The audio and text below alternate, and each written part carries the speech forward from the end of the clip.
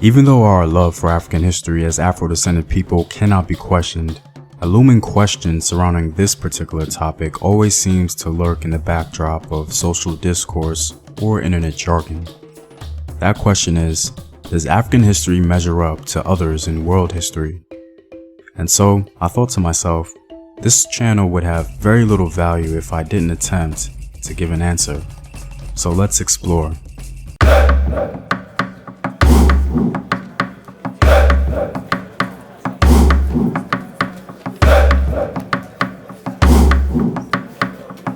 What up, African world? It's Home Team here, and welcome back to another video of African history, culture, and worldview. My website, Afrographics, is available for resources on African history if you need it.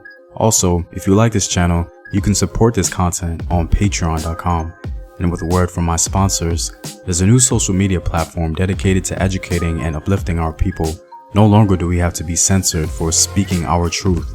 Our Black Truth is Black owned and operated, and a place where you can post your businesses and even monetize your content. You can download the app at Google Play or the App Store, and you can visit the website at ourblackTruth.com. Links to everything in the description box below. To begin, this question cannot be answered by one video alone.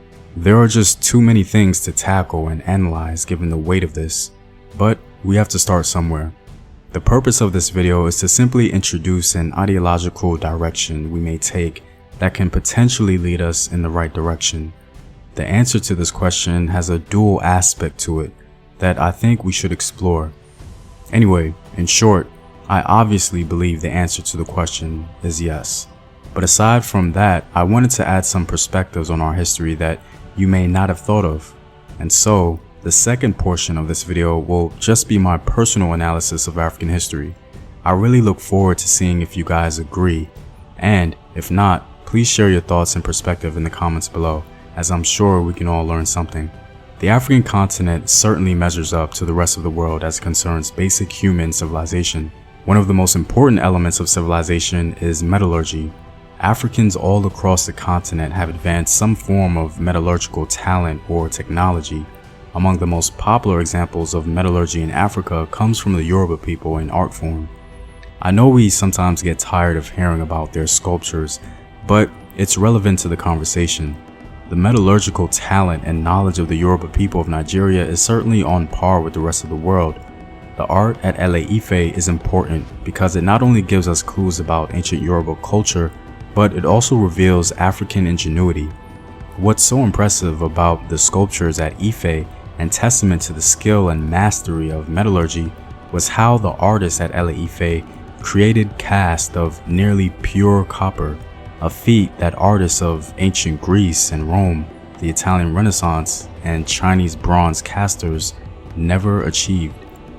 The use of nearly pure copper in Ile-Ife artworks suggests not only an elite level skill and knowledge, but also a willingness to take risk to create exceptional visual representations of what they deemed as having great spiritual and symbolic importance. One of the more impressive things about the African continent is the fact that Africans established the first mine in world history.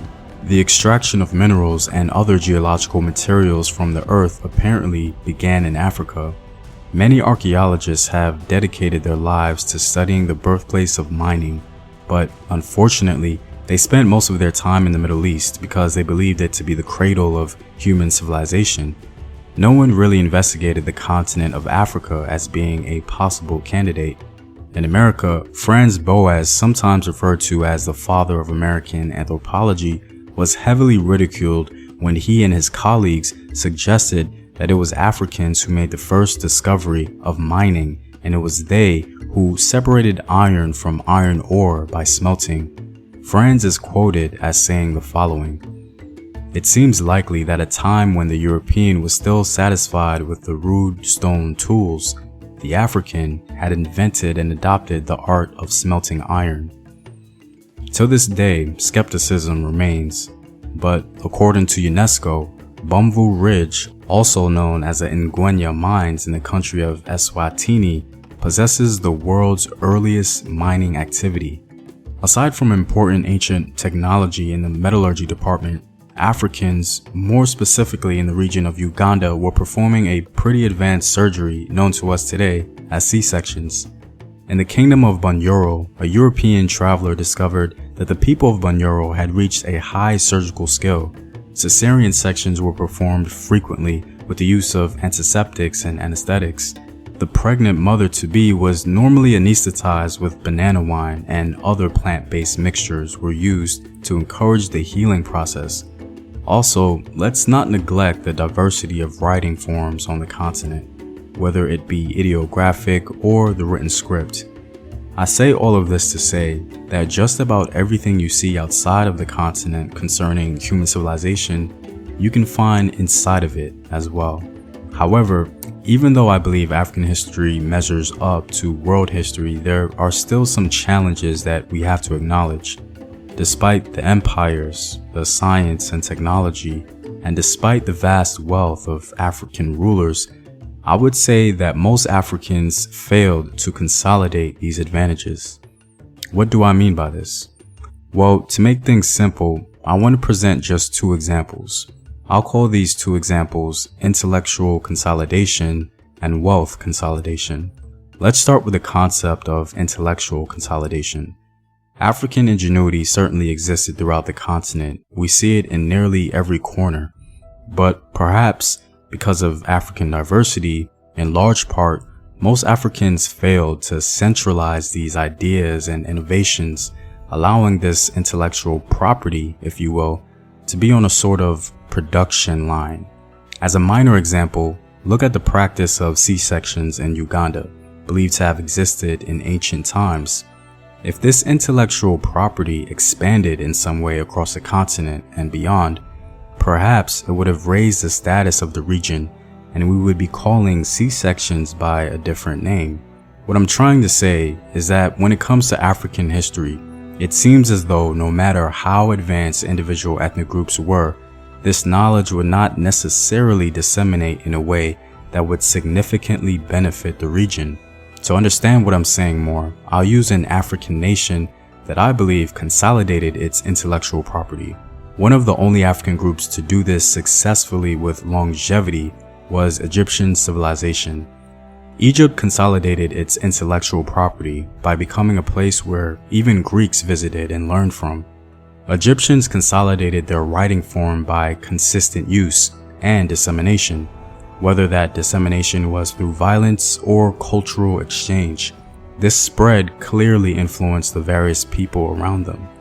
The Egyptians accomplished this by centralizing their knowledge through socio-cultural institutions, religious buildings, and/or general military expansion.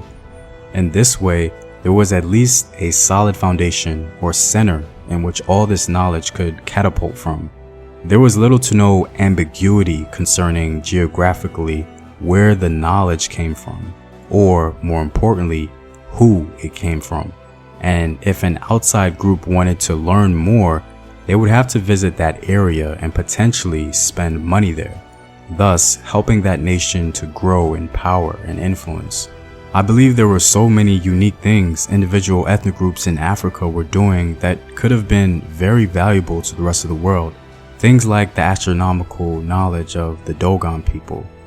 The Dogon seemed to have advanced knowledge that was extremely rare for any group of people around the globe. They had something to offer, yet there seemed to be no significant centralization of that knowledge that was immediately available and visible for the outside world to know or see.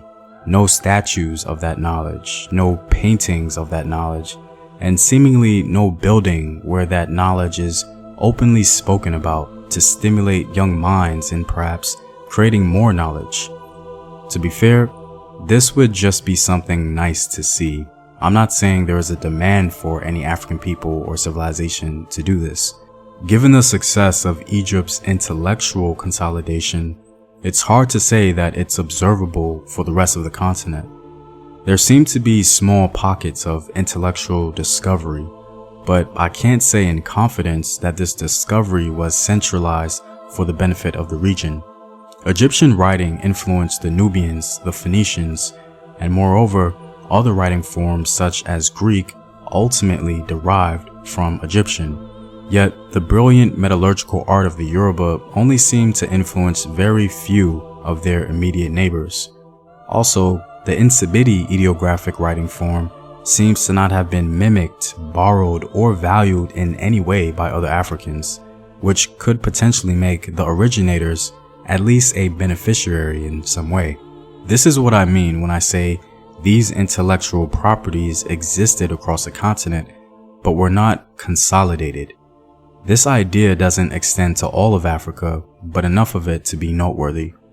Wealth consolidation, in my opinion, did even more damage for the continent. For example, the vast wealth of the Songhai throne could have easily invested in newer technology, like the gun. But for whatever reason, there was no sense of urgency or enthusiasm to do so. Out of all the wealthy African nations at that time, the Kanem-Borno Empire was one of the very few to not only purchase new technology, but invest in training for said technology. It doesn't matter how much wealth you have.